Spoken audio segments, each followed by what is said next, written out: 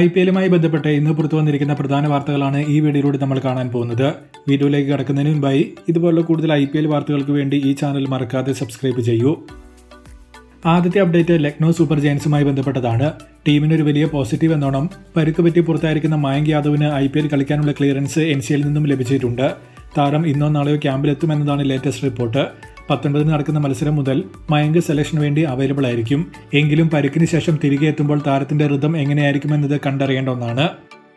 അടുത്ത അപ്ഡേറ്റ് ചെന്നൈ ഹൈദരാബാദ് ടീമുകളുമായി ബന്ധപ്പെട്ടതാണ്. ഈ രണ്ട് ടീമുകളും ഇന്നലെ ഓരോ റീപ്ലേസ്മെന്റ് വീതം പ്രഖ്യാപിച്ചിട്ടുണ്ട്. CSKയിൽ നിന്നും പുറത്തായ ക്യാപ്റ്റൻ ഗായ്ക്വാഡിന് പകരം ആയുഷ് മാത്രേ എന്ന മുംബൈ താരത്തെ ചെന്നൈ ടീമിൽ എത്തിച്ചിട്ടുണ്ട്. ഈ റീപ്ലേസ്മെന്റ് ഉണ്ടാകുമെന്ന കാര്യം ഓൾമോസ്റ്റ് ഉറപ്പ് തന്നെയായിരുന്നു. ഹൈദരാബാദിൽ നിന്നും ആദം സാംബ പുറത്തേക്ക് പോയിരിക്കുമ്പോൾ പകരം ഒരു ബാറ്ററെയാണ് SRH ടീമിൽ കൊണ്ടുവന്നിരിക്കുന്നത്. സ്മരൺ രവിചന്ദ്രൻ എന്ന കർണാടക പ്ലെയറാണ് റീപ്ലേസ്മെന്റ്. ഓൾറെഡി ബാറ്റിംഗ് ഹെവിയായ ഒരു ടീമിലേക്ക് പിന്നെയും ഒരു ബാറ്ററെ തന്നെയാണ് SRH കൊണ്ടുവന്നിരിക്കുന്നത്. ഇതിനു പുറമെ ലോക്കി ഫെർഗൂസണും ഹാംസ്ട്രിംഗ് ഇഞ്ചറി മൂലം IPL പുറത്തേക്ക് പോയിട്ടുണ്ട്. എങ്കിലും പഞ്ചാബ് റീപ്ലേസ്മെന്റ് പ്രഖ്യാപിച്ചിട്ടില്ല.